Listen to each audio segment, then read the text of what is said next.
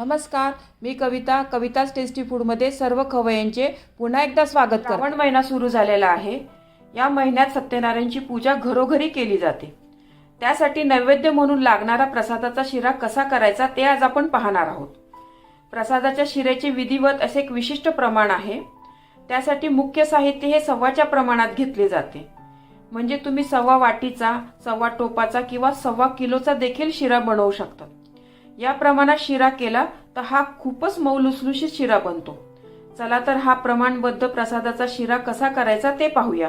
तुम्ही या चॅनलला अजून सबस्क्राईब केले नसेल तर जरूर सबस्क्राईब करा. ते निशुल्क आहे. यासाठी लागणारं साहित्य इथं मी सव्वा वाटी रवा घेतलेला आहे. हे बघा, ही वाटी आहे ना, या वाटीच्या प्रमाणे ना मी सगळं सव्वाच्या प्रमाणात घेतलेलं आहे. कारण हा प्रसादाचा शिरा आहे ना, प्रसादाचा शिरा सव्वाच्याच प्रमाणात घेत असतात. तर या वाटीच्या प्रमाणे मी सर्व साहित्य घेतलेलं आहे. हा रवा आहे ना, मी जाड रवा घेतलेला आहे. जाड रव्याचा शिरा ना छान बनतो आणि फुलतो पण मस्त. सव्वा वाटी साखर, सव्वा वाटी तूप, बदाम, काजू, मनुके, तुळशीची पानं, चारोळी, वेलची, जायफळ पूड आणि 2 केळी.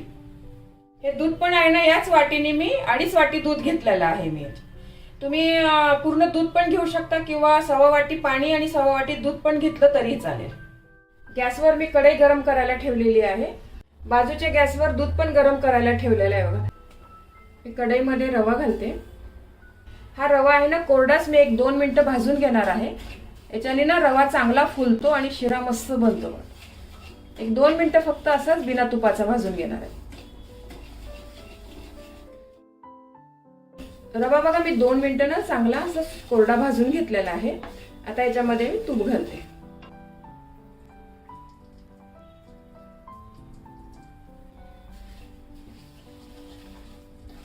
आता या तुपामध्ये ना आपण चांगला रवा भाजून घेऊया व्यवस्थित. हे तूप आहे ना, माझं घरचंच केलेलं तूप आहे. याची पण रेसिपी मी आपल्या चॅनलवर आधीच अपलोड केलेली आहे. बघा, खूप छान घरचं साजूक तूप बनवलेलं आहे. आणि उरलेल्या बेरीतनं तूप काढायची पद्धत पण मी सांगितलेली आहे बघा त्या रेसिपीमध्ये. तुपामध्ये ना आता रवा चांगला गुलाबी होईपर्यंत भाजून घेऊया.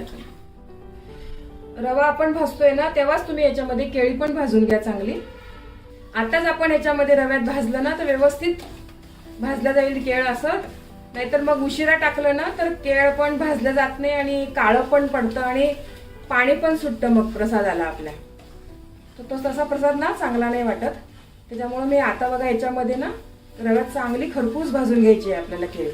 केळ आहे ना तर रव्यामध्ये इतकं छान मॅश होतं आणि मग शिऱ्याची चव आहे ना खूप छान लागते ती.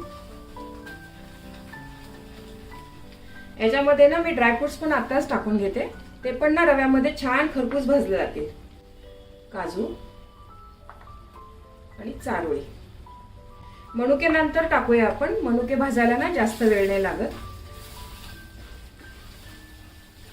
हे असे आधीच टाकले ना रव्यामध्ये ड्रायफ्रुट्स छान असे क्रंची होतात, मग मस्त लागतात प्रसादामध्ये. त्यामुळे मी केळ आणि ड्रायफ्रुट्स आधीच भाजून घेते रव्याबरोबर.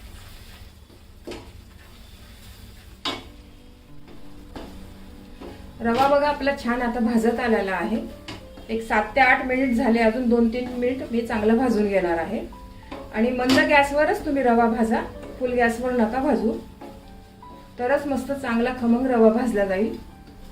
आणि तूप बघा आता बाजूला ना सुटायला लागलं आहे. आणि केळ पण किती छान मॅश झालाय बघा रव्यामध्ये, तुपामध्ये ना. नंतर टाकलं असतं ना तर मग ओला ओला शिरा लागला असता. मग असं या पद्धतीने टाकला ना तर खूप छान टेस्टी लागतो मग प्रसादाचा शिरा हा. रवा बघा एकदम छान आपला भाजलेला आहे.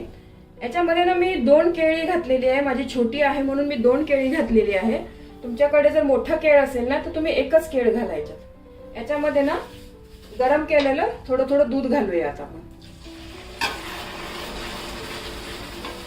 हे दूध घालून ना आपल्याला रवा चांगला फुलवून घ्यायचा आहे व्यवस्थित. गरम केलेलंच दूध घालायचं याच्यामध्ये, तरच रवा चांगला फुलेल. मग थंड दूध घातलं ना तर मग चिकट बनेल प्रसाद आपला.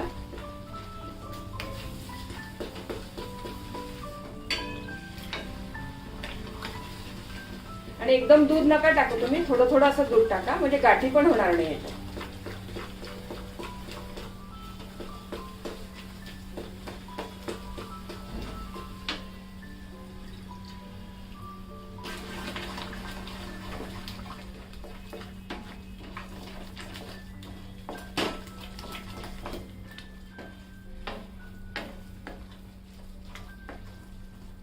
कढईवर ताट ठेवून ना 2 ते 3 मिनिट आपण वाफवून घेऊया.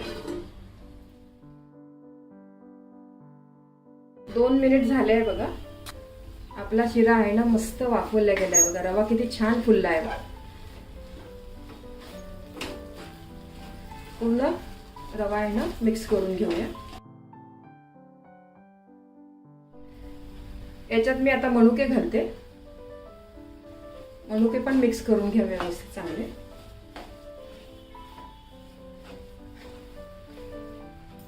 याच्यात मी आता साखर घालते.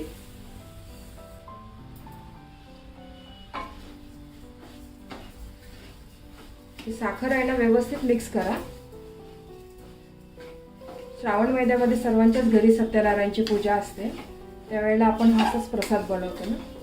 माझ्या या पद्धतीने प्रसाद करून बघा तुम्ही, खूप छान बनतो प्रसाद.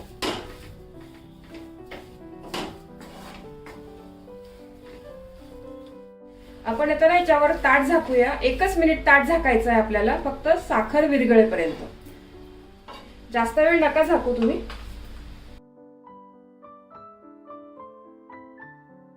एक मिनिट झालाय बघा. प्रसादाचा शिरा तयार झालेला आहे. तूप बघा किती छान मस्त सुटलंय बघा बाजूने.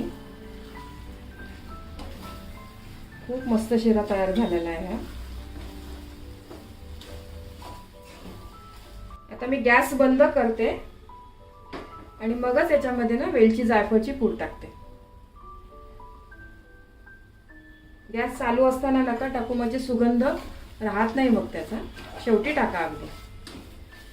आणि व्यवस्थित हलवून घेते हा. आणि हा प्रसादाचा शिरा आहे ना, म्हणून याच्यामध्ये तुळशीची पानं पण टाकते.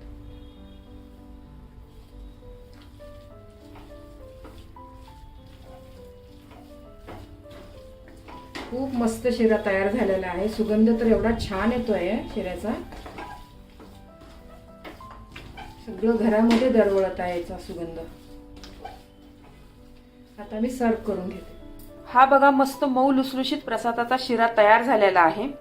तुम्हाला जर हा शिरा जास्त प्रमाणात करायचा असेल तर तुम्ही 1.25 किलो रवा, 1.25 किलो साखर, 1.25 किलो तूप, 2.5 लिटर दूध, 7 ते 8 केळी व ड्रायफ्रुट्स घालून हा प्रसादाचा शिरा बनवू शकतात.